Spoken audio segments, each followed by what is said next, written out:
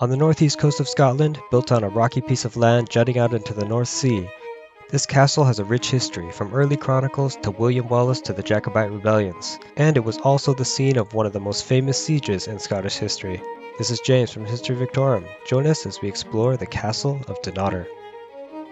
The earliest mention we have of Dunnottar is of a church that is said to have been founded by Saint Ninian in the 5th century. The Scottish Chronicle states that King Donald II of Scotland was killed at Dunnottar during an attack by Vikings in the year 900, and the fortress there was destroyed. This is probably referring to Dunnottar, which is a Pictish fort that was just across the bay. Another account states that in the year 934, King Athelstan of Wessex led an army northward into Scotland and raided as far north as Dunnottar. Before the stone castle, Dunnottar had a tower and early fortifications of wood and earth, and was used as an administrative center for local government in the 12th and 13th centuries. In the early 13th century, the castle's location inspired the medieval author of Roman de Fergus, a story set in the court of King Arthur, where the hero Fergus sets out to retrieve a shield of invincibility from the tower at Dunnottar, which is guarded by a dragon. The region around Dunnottar is a mountainous area, and when traveling by land, it's easiest to go around these mountains. The castle is placed at a location where the Grampian Mountains come close to the sea, so the land route from north to south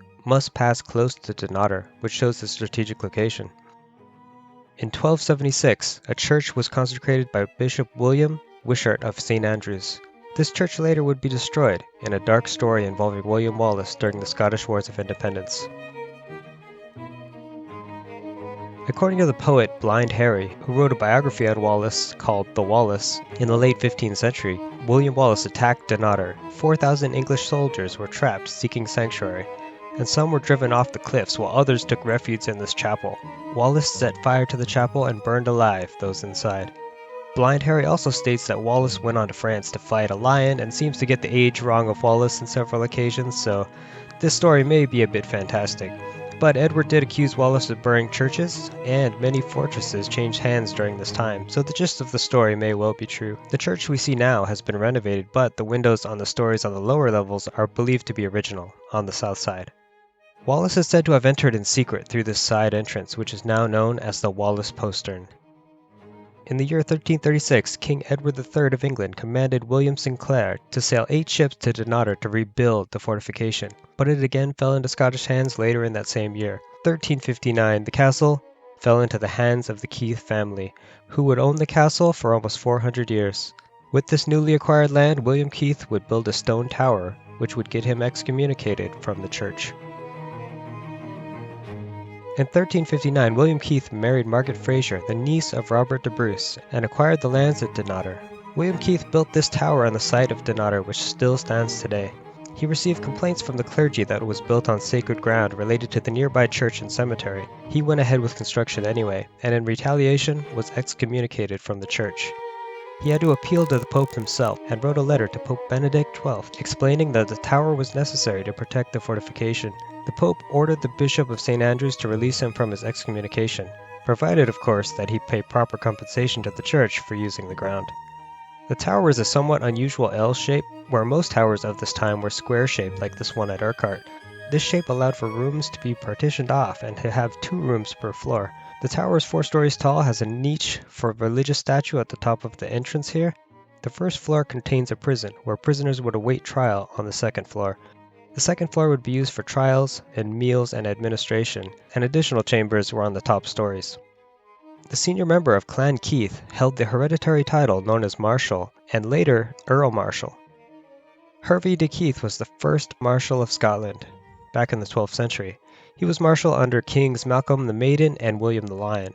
Initially, these marshals were the king's blacksmiths and had some command of the cavalry, but the title evolved in later centuries to be responsible for provisions to the king's hall, military courts, and organizing tournaments. George, the 5th Earl, who was Earl in the late 16th and 17th centuries, described the office as Master of Feasts. In the late 16th century, this palace was built overlooking the ocean. The Earl at the time was George Keith, 5th Earl Marischal, who was also the founder of Aberdeen College. Royalty stayed here at Dunnottar on several occasions, including Mary Queen of Scots, James IV, James VI, and importantly Charles II, who we'll talk about later.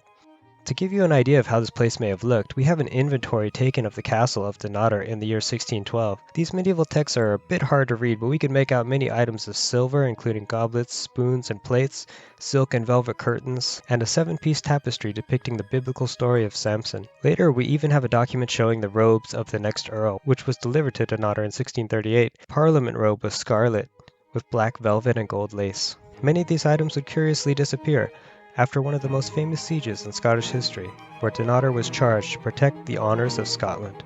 In 1645, conflict stemmed from the resistance of the religious policies enforced by Charles I, an unpopular king who would later be beheaded by Parliament. Groups who supported the king were known as Royalists, while others were known as the Covenanters. At this time, the Keiths at Dunnottar supported the Covenanters, and in 1645, James Graham led a force of Royalists into Dunnottar. William Keith, 7th Earl Marischal, refused to negotiate. They could not breach the walls, but they burned Stonehaven and the areas around Dunnottar. Things would get worse for Dunnottar a few years later when Parliament would send an army up to the castle.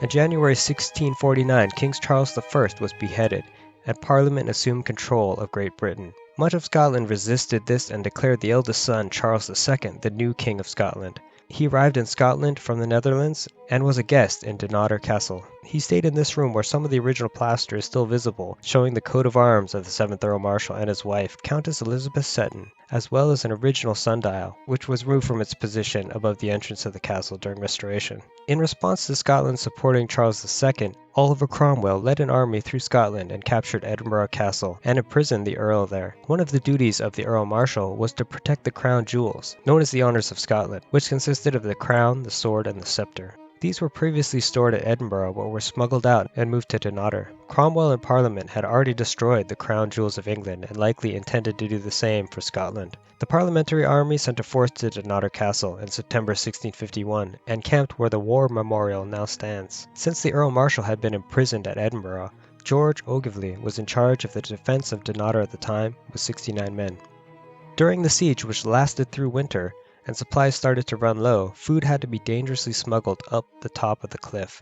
The besieged were sustained by drinking ale, and ale was made by a pipe that connected this large cistern directly to the brewery. Most people did not drink water and drank a weak ale, which was safer than drinking water, although mildly intoxicating. Remnants of the brewing process can still be seen today. In 1652, Cromwell's army controlled the rest of Scotland, and Dunnottar was the last to hold out.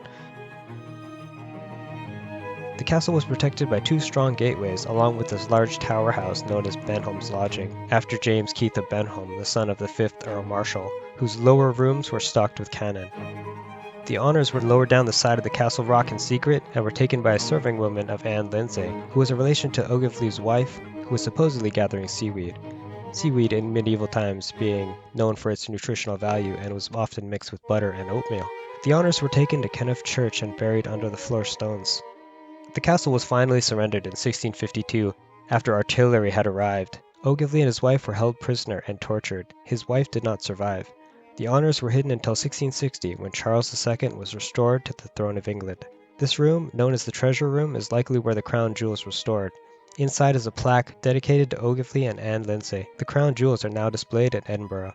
In the later inventory after the siege, the rich items of silver were not mentioned, and it is not known if they were smuggled out or taken by the invading army, or later, when the castle was forfeited to the crown after supporting the Jacobite Rising.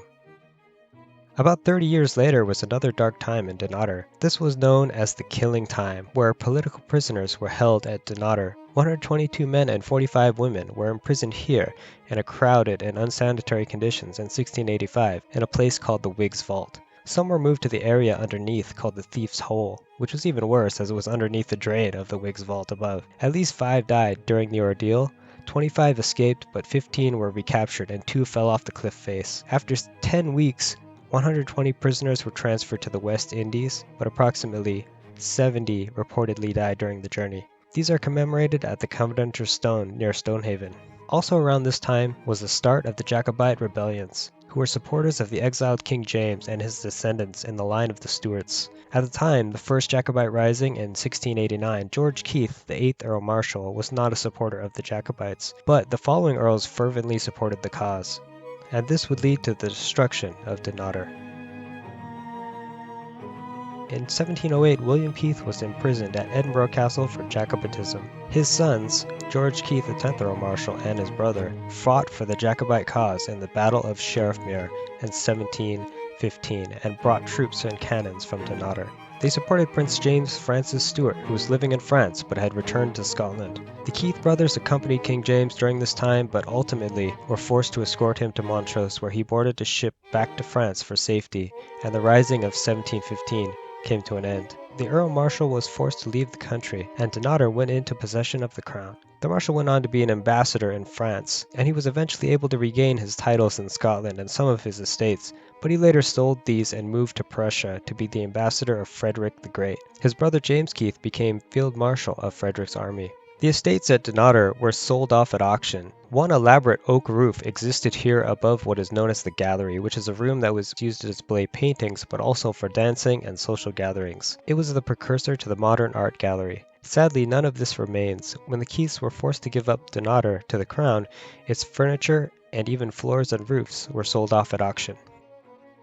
In the 16th century, lions were somewhat of a status symbol at the time and were present at other places such as the Tower of London and Stirling Castle, and a lion was kept here at Dunnottar. It is said to have escaped at least once and have been killed after the Countess was disturbed by the roaring at night. Afterward, the Marshal purchased a bear, which he called Blackbeard. Thank you for joining us at History Victorum. My name's James. I hope you enjoyed this. I had a lot of fun researching it. Feel free to check out our other videos in Scotland and other places. If you have anything else to add, let us know in the comments, and thanks for watching.